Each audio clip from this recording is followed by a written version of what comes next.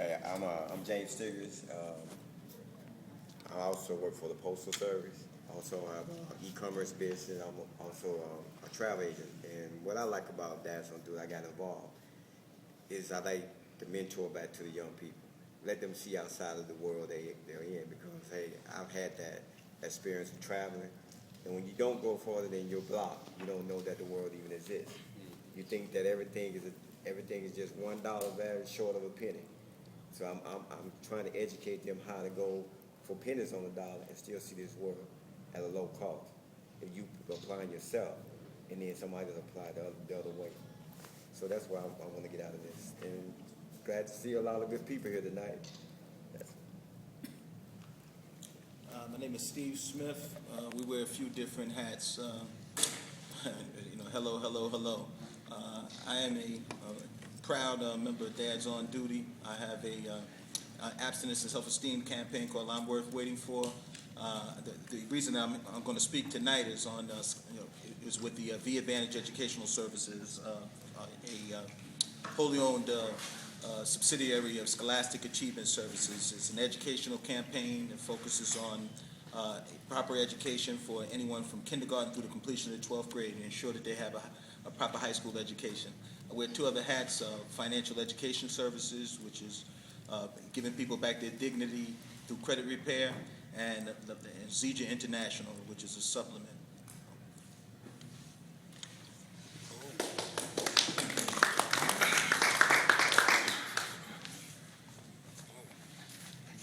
Excuse me.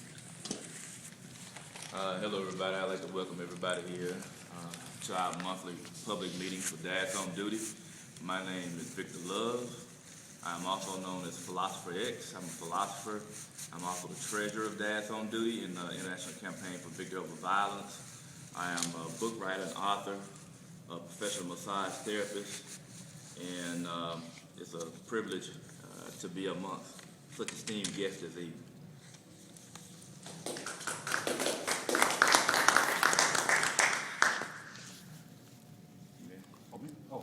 Hi, everybody. Apologize for being here late. But my name is Fred V. Man Watson, and I do marketing, calls marketing, niche marketing primarily, and work with just different projects and programs and so forth in support of them that deal with nonviolence, of course, education,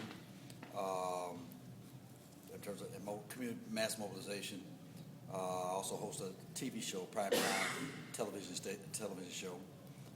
Linked to the United Nations through UNIPACS and the European Union, and also the founder of Dads on Duty, and the founder of Victory Over Violence USA, Italy, and UK.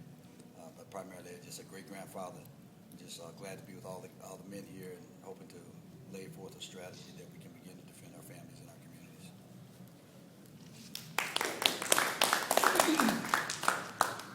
Hello, everybody. I'm Larry Hill, known as Dr. Brother LL, anger management specialist, one of the 0.3 percentile, 0.3% people of black people that's dedicated to making the black race united, respected, and self-sufficient. I'm with Dads on Duty, the International Campaign for Victory Over Violence. Also, I'm with, like I said, the Black Pill, the WE organization, African Community Centers, the Morehouse Men, quite a few different organizations. But I'm out today I'm out to take my grandson around and show him why there are so few black people that's willing to do what's necessary to help the black race overcome white supremacy. And when we leave here, we're going over to Lorraine Jock White's church because they're having a celebration of Troy Davis' life. It starts at 7 o'clock. I can be reached at 404-293-4121 or blacktounity@yahoo.com. Thank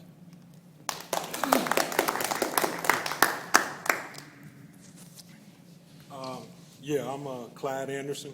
Everybody knows me as Andy Clyde. I'm a custom event planner. I think that's the only reason that Reginald talks to me, because he's hoping I can do something to help him with this conference. I've worked in Atlanta before. This is not my first time in Atlanta. I had a chance to work with guys like Maynard Jackson, Julian Bond, Andrew Young. I went to Morris Brown. That was back when President III was the president there. So, I guess that was back in some of Brown's glory days. I'm really hoping that some kind of way we can get all of this straightened out with Brown. But I like working with dads on duty because I believe in neighborhood, and I can remember back when, I was in the 7th grade when integration came about. So I can remember what it was before integration, and it wasn't all bad, So, I think we need to get some of that pride back that we had then and pull our people back up on top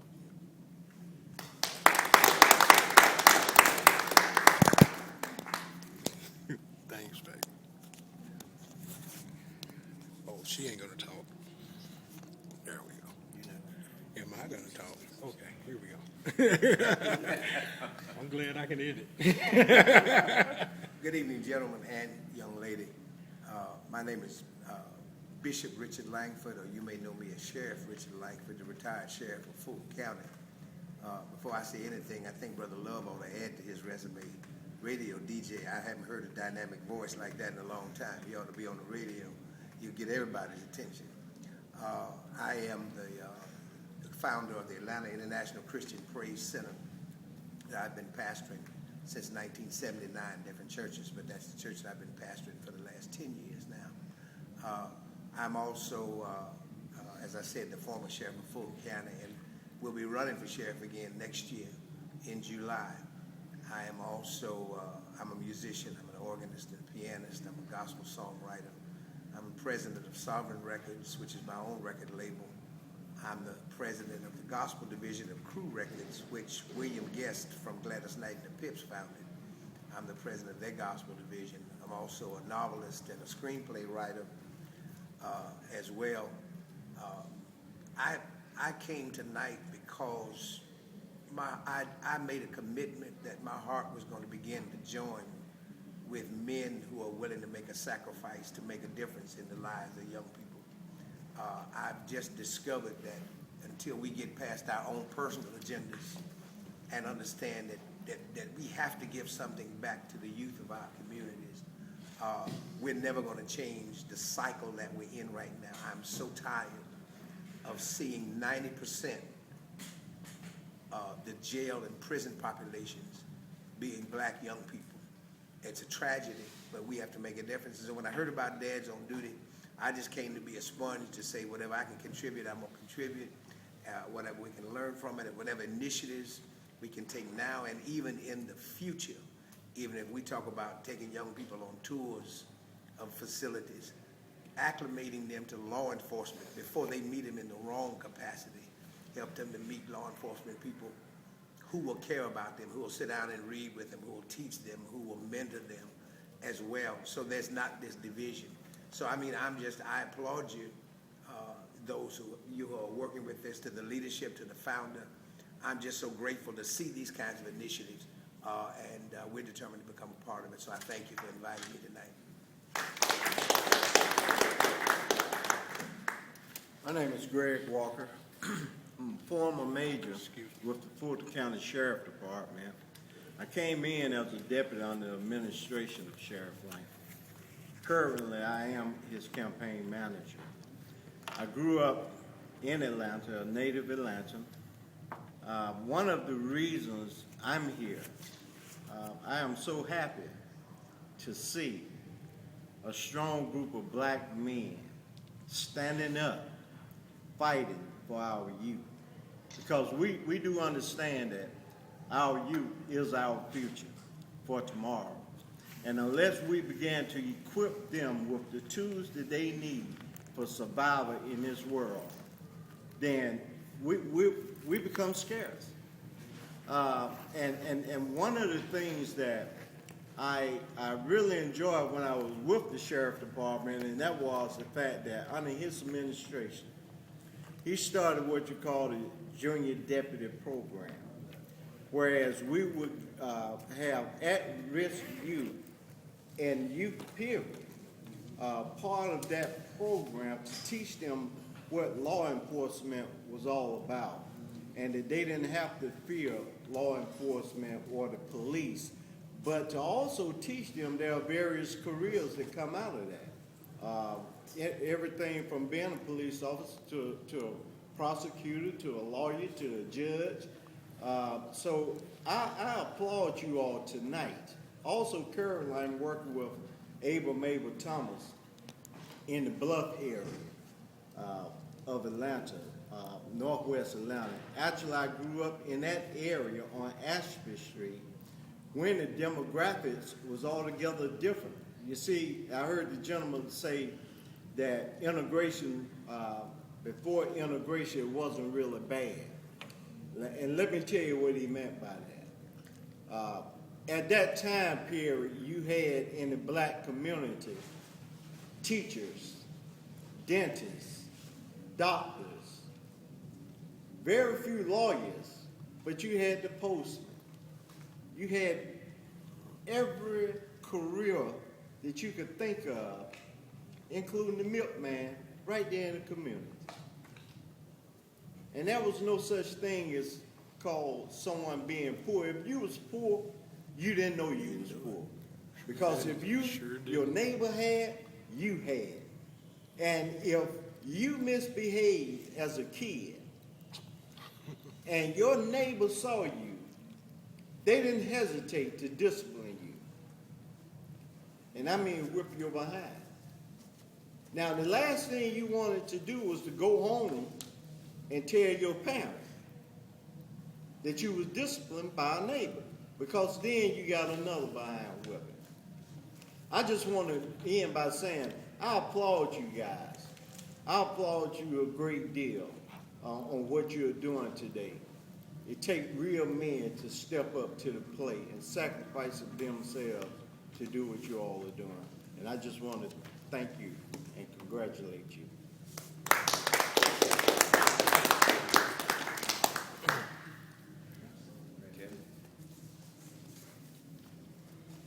Oh, yeah, we got you too. Oh. Yes, sir. Tell people who you are, what you do. Oh, like I'm afraid to talk? Is that what you mean? All right. Hi, I'm Kevin McDermott, and I am a director of a program called Project Second Chance, which is a community-based alternative education program precisely dealing with youth, inner-city youth between the ages of 16 and 21.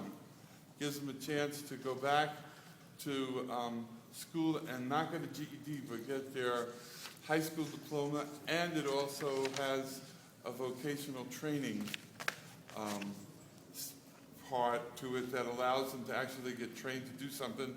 My background is I was a school teacher and a psychologist for over 25 years, and I worked for 10 years at a high school that was 80% kids of color, and I was in charge of the in-school suspension room, which is to say that I dealt with the kids who just, for 1,000 different reasons, didn't want to be in school, weren't prepared to be there, didn't know why they were there, and I could talk for 8 hours about all that. But actually, Fred today emailed me, which I had just seen before I left to come here. I went about a week ago Saturday to Savannah, and there's a program in Savannah that's existed in Savannah for over 12 years. And it happens to be run by a gentleman named Mike O'Neill, who just happens to be the cousin of Kasim Reed. And this program, Parent University, which I guess I'll talk about for a few seconds, or later, I'll talk later about, is something that I want to bring here to Atlanta, because they've had over 3,000 parents actually graduate from this university. I mean, I say all, I don't want to minimize it. There's 10 courses that you get to choose between 30 of that you take, and it teaches you about banking or buying stuff, being a parent, all those kind of skills that a lot of young people don't get because they don't have the kind of parents in their home who understand that needs to be taught. Anyway, I guess I'll shut up for now, and then later, if you want me to talk about Parent University, I will. All right. Anyway.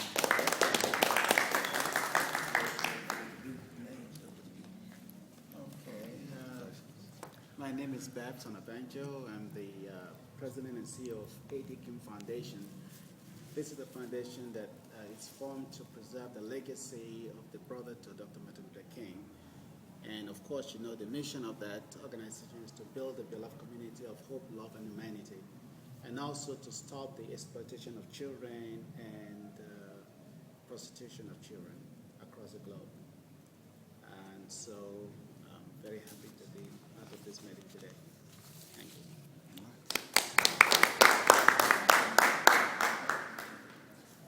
The young people, y'all need to tell us